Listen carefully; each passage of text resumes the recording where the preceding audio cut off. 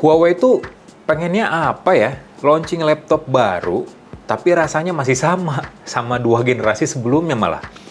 Huawei MateBook D15, gue udah pakai laptop ini kurang lebih 2 mingguan sebagai daily driver buat kerja gitu ya.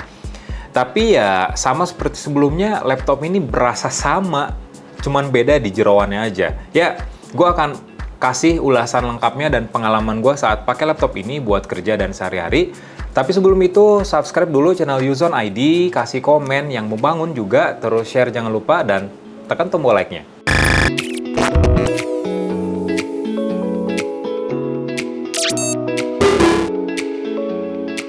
Ya, gue bingung sih. Ya, beda dengan Asus, HP, Lenovo yang tiap ada produk baru, laptop nih ya. Ya, desainnya tuh dibedain ya, minimal warna kek, atau ya desainnya kek, layout keyboardnya kek. Tapi MateBook D15 2022 ini tuh bener-bener plek sama dengan seri sebelumnya. Warnanya sama, bentuknya sama, bahkan penempatan logo di belakang juga sama. Desainnya sama. Nggak ada yang berbeda, bahkan dibandingin sama generasi sebelumnya, MateBook D15 yang launching tahun lalu.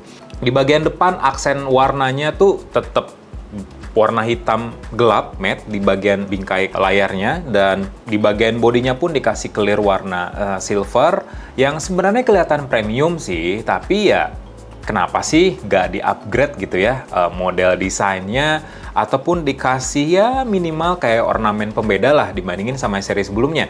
Kalau buat orang yang tahu spek, orang yang mungkin paham dengan dunia perlaptopan, it's okay gitu ya, paling ya jeroannya aja beda. Tapi buat orang awam yang ngelihat, Sal, lu kok 2 tahun nggak ganti-ganti laptop ya? Padahal gue tuh udah ganti laptop ini gitu dengan varian terbarunya.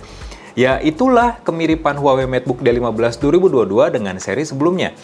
Tapi ya tetap sama sih, secara build quality memang udah bagus karena bingkainya, bodinya, semua material yang digunakan oleh Huawei itu kualitasnya bagus. Jadi ya secara build quality ya laptop ini tuh memang terkesan elegan, premium, dan memang berkelas sih, ya khas Huawei banget lah soal desainnya.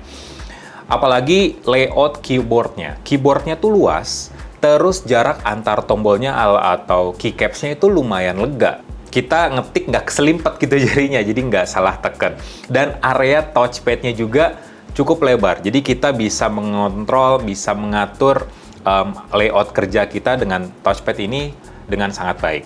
Masih sama dengan generasi sebelumnya, jadi tombol powernya itu digabung dengan sensor sidik jari. Nah, sensor sidik jarinya ini sudah terintegrasi dengan Windows Hello. Jadi kita login nggak usah masukin PIN ataupun password yang ribet. Ya mungkin kita lupa gitu ya apa passwordnya.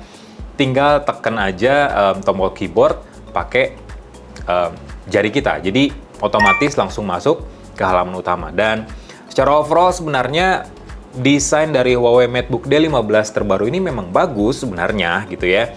Nggak kalah lah dengan laptop-laptop lain di range harga yang sama. By the way, harganya tuh 9 jutaan, masih di bawah 10 juta, ya lumayan oke. Tapi ya yang gua sayangkan, kenapa sih nggak dibedain dengan seri sebelumnya, jadi cuman beda speknya aja gitu. Kualitas layar, ini lagi yang jadi kekurangan. Ketika Asus, terus juga Lenovo, udah mulai pakai layar panelnya OLED ataupun AMOLED gitu ya, yang ya keluaran warnanya tuh vivid, detailnya tuh bagus banget. Tipikal AMOLED lah kalau di smartphone kayak gimana. Si Huawei itu masih pakai layar full screen IPS LCD. Layarnya yang berukuran 15,6 inci dengan resolusi Full HD ini tuh memang sebenarnya bagus karena kerapatan pixelnya pun tinggi ya, 141 ppi. Cuman ya IPS LCD gitu ketinggalan banget dengan laptop 9 jutaan Asus malah yang ya mungkin gue harap sih ya Huawei kedepannya mulai berinovasi lah buat seri laptop MateBook yang kelas mungkin menengah ke bawahnya kali ya, seperti MateBook D15, agar mengusung teknologi yang baru ya kayak layar OLED, desainnya yang baru, karena ya konsumen butuh itu, khususnya para kreator gitu ya. Karena secara jeroan, laptop ini tuh udah cukup mumpuni lah minimal buat edit-edit video, tapi bukan di aplikasi Adobe gitu misalnya ya. Ya, laptop ini udah proper, cuman ya sayangnya hal-hal yang ada di sebelumnya tuh masih dibawa di laptop Huawei MateBook D15. Begitu juga dengan speakernya. Speakernya tuh gimana ya? Dia masih ngadep ke bagian bawah dan ya suaranya mendem jadinya. Kalau misalnya kita taruh di meja, suaranya tuh kayak ketahan gitu. Padahal kalau kita angkat, itu suaranya lumayan oke loh. Dentumannya, terus suaranya pun lantang. Apalagi ya ada 2 speaker kiri kanan yang keluarannya surround gitu. Jadi ya suara yang dihasilkan saat kita dengerin musik di Spotify ataupun nonton film gitu ya di YouTube ataupun di Netflix atau di Disney Hotstar misalnya, ya suaranya bagus, nggak ada keluhan sih gua soal suara. Cuman karena posisinya tuh di bawah banget, bukan di tepian body kayak laptop-laptop lainnya gitu ya. Jadi ya suaranya bakal mendep, apalagi buat tipikal pengguna yang sering pakai laptopnya di atas paha atau di bantal gitu ya, udah suaranya tuh jelek aja gitu kalau misalnya ditaruh di tempat-tempat seperti itu. Oh iya, masih sama seperti sebelumnya nih, ya terkait dengan keyboard. Keyboardnya memang areanya luas ya buat ngetik enak. Sayangnya, ya masa sih laptop 9 jutaan gitu, nggak ada LED backlit-nya. Jadi kalau ngetik di tempat yang lumayan gelap atau remang-remang, misalnya kita lagi pengen syahdu gitu ya, suasana kerjanya digelapin, suasana kamar misalnya, yaitu keyboard nggak kelihatan karena nggak ada lampu backlit di bagian bawahnya. Jadi kalau misalnya kita hafal posisi keyboard ataupun layout keyboard ya it's okay, tapi kan tetap aja tipe-tipe mau bakal ada gitu ya meskipun kita udah hafal posisi keyboardnya. Dan hadirnya LED backlit juga bikin nuansa dan tampilan laptop jauh lebih oke aja gitu kalau menurut gua. Dan harga laptop 9 jutaan nggak ada LED backlit tuh ya kekurangan banget sih. Masih soal desain, port sekarang keluhan gua sama, tetap portnya kurang lengkap. Dan ekspektasi gue ya untuk laptop kelas baru misalnya, ya seenggaknya portnya ditambahin gitu ya. Dan ini tuh enggak. Jadi nggak ada slot SD card atau micro SD di laptop ini. Terus juga nggak ada port LAN. Padahal secara area keyboard, secara form factor keyboard, ini tuh masih banyak banget, kiri kanan itu masih banyak area yang kosong kalau menurut gue ya. Cuman nambahin 2 itu aja sih sebenarnya, karena sisanya kayak ada port HDMI, ada terus juga USB Type C Gen 3.1 juga tetap ada, terus juga USB 3.2 Gen 1 juga ada di laptop ini. Sebenarnya cukup lengkap sih untuk port dan konektivitas, apalagi buat kalian yang pakai smartphone ataupun tablet Huawei yang udah ada NFC dan ngedukung Huawei Share, tinggal taruh HP-nya ke area Huawei Share di bagian area keyboard di bawahnya tuh, tinggal taruh, udah deh otomatis bakal nyala fitur namanya Huawei Collaboration yang bikin kita bisa drag and drop file dengan sangat mudah tanpa pakai kabel, terus nampilin tampilan smartphone ataupun tablet di laptop. Jadi kita bisa chattingan tanpa buka smartphone misalnya, ataupun kita bisa operasikan smartphone di laptop. Jadi pas lagi meeting misalnya ya, curi-curi buka HP, HP-nya ditaruh, padahal kita lagi main HP aja di laptop gitu. Jadi kan lebih asik ya. Terus juga seperti tadi mirroring tampilan smartphone, terus collaboration. Jadi ya fitur-fitur multitasking dan berkaitan dengan ekosistem Huawei memang ditekanin banget sih sama perusahaan asal Cina ini dengan adanya fitur Huawei Share. Nah ini nih, laptop lainnya di tahun ini tuh udah mulai kayak pakai prosesor Intel Core 12 Gen, terus AMD Ryzen 6000 series. Huawei masih pakai Intel 11 Gen. Kenapa ya?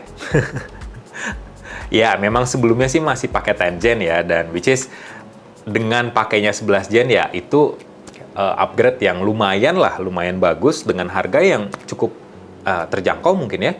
Bukan. Harga yang kurang lebih sama dengan model sebelumnya, 9 jutaan.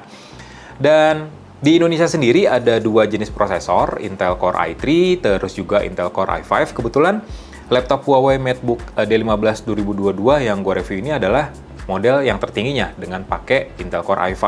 Terus RAM-nya 8GB, storage-nya 256GB yang kecil sih sebenarnya.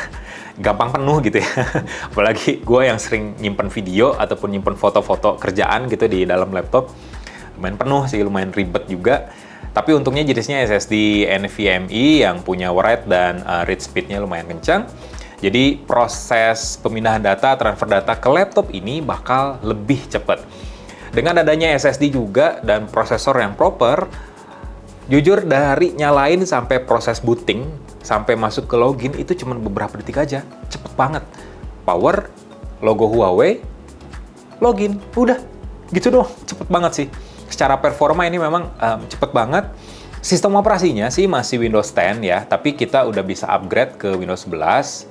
Selama gua review sih belum dapet ya update ke Windows 11-nya. Masih mentok di Windows 10, tapi ya nggak apa-apa sih, karena gue lebih nyamannya di Windows 10 sebenarnya. Dengan Intel Core i5 Gen 11, terus RAM-nya 8GB, storage-nya 256GB, laptop ini sebenarnya oke banget buat kerja. Catat ya, oke banget buat kerja, karena gue pakai laptop ini buat ngetik, terus bikin review, terus kerja mobile di cafe gitu ya, nggak ngantor. Laptop ini dukung banget sih. Terus buka lebih dari satu aplikasi secara bersamaan, laptop ini juga nggak bakal terasa nge-lag, nggak terasa kewalahan, fine-fine aja. Apalagi ada mode kenceng namanya performance mode yang bisa kita aktifin dengan tekan tombol Fn plus P aja. Otomatis kinerjanya bakal di level tertinggi. Itu mah udah oke banget sih buat kerja ataupun kayak sambil nonton, sambil kerja gitu sebelahan layarnya, ya nggak bakal nge-lag, aman-aman aja. Tapi ya buat game menurut gua nggak terlalu gua rekomendasiin sih, karena Intel Core i5 terus tanpa GPU discrete ataupun eksternal, jadi cuma pakai Intel Iris Xe aja GPU integratednya, jadi ya kurang oke aja buat main game. Tapi buat hal-hal yang produktivitas, kerja dan lain sebagainya ini udah oke banget. Dan meskipun masuk ke performance mode, suara dari laptop ini tuh bener-bener hening. Nggak kayak gitu, nggak. Ini nggak kampungan laptopnya. Jadi laptopnya tuh asik banget lah buat kerja. Nggak berisik, meskipun kita ngebebanin tugasnya tuh lumayan berat gitu ya. Dan secara baterainya juga awet. Baterainya kapasitasnya itu 42 Wh. Buat daya tahannya sendiri, gua pakai sampai 8 jam pemakaian nonstop. Itu buat kerja ya. Iya lumayan awet, masih tersisa 10%-an aja. Terus ngecasnya juga lumayan kenceng, 65 watt maksimal, dan kita bisa pakai adapter charger tersebut buat ngecas HP juga. Jadi satu charger untuk banyak perangkat dengan port USB Type-C. Apakah laptop ini worth it buat kalian beli dengan harga 9 jutaan? Sebenarnya tergantung budget pertama dan tergantung kebutuhan. Kalau kalian yang kayak karyawan kantoran, mahasiswa gitu ya, ataupun anak sekolahan yang butuh laptop proper, laptop yang mumpuni buat kerja, buat ngerjain tugas, makalah, skripsi, laporan, banyak lah pokoknya tugas-tugas online, sambil Zoom misalnya, ya laptop ini bisa jadi pilihan. Cuman satu kekurangannya, ya banyak sih kekurangan sebenarnya, dan kekurangan yang paling gue sorotin adalah posisi kameranya sih. Kameranya yang ada di keyboard, sebenarnya posisi kamera di keyboard ini bikin tampilan layarnya memang lebih bezel-less, tapi ngorbanin wajah kita yang tampil di layar. Bukannya kelihatan bagus, cakep, cantik gitu ya, si kamera yang ada di bawah ini bikin kita kelihatan kayak dagu doang gitu isinya. Jadi fokusnya tuh malah ke dagu sama ke leher gitu tampilan muka kita pas kita zoom. Dan ya aneh kelihatannya. Jadi ya laptop ini memang cukup bagus lah buat produktivitas yang seamless tanpa gangguan yang berarti. Cuman ya memang ada beberapa catatan aja tadi yang udah gue jelasin. Ya itu aja sih pengalaman, review, ulasan gue selama pakai Huawei MateBook D15 2022, kurang lebih 2 mingguan kali ya, hampir 3 minggu. Baik atau buruknya laptop ini ya tergantung kalian, mau milih beli juga ya nggak apa-apa karena memang bagus. Skip laptop ini juga ya banyak pilihan yang lebih bagus. Itu aja reviewnya. Mohon maaf apabila ada kesalahan ataupun kekurangan gue saat menjelaskan. Tonton terus video-video lainnya di channel Yuzon ID. Jangan lupa buat subscribe, like videonya, kasih komen, dan share videonya ke media sosial. Gue Faisal. Bye. Ngeblank, woy.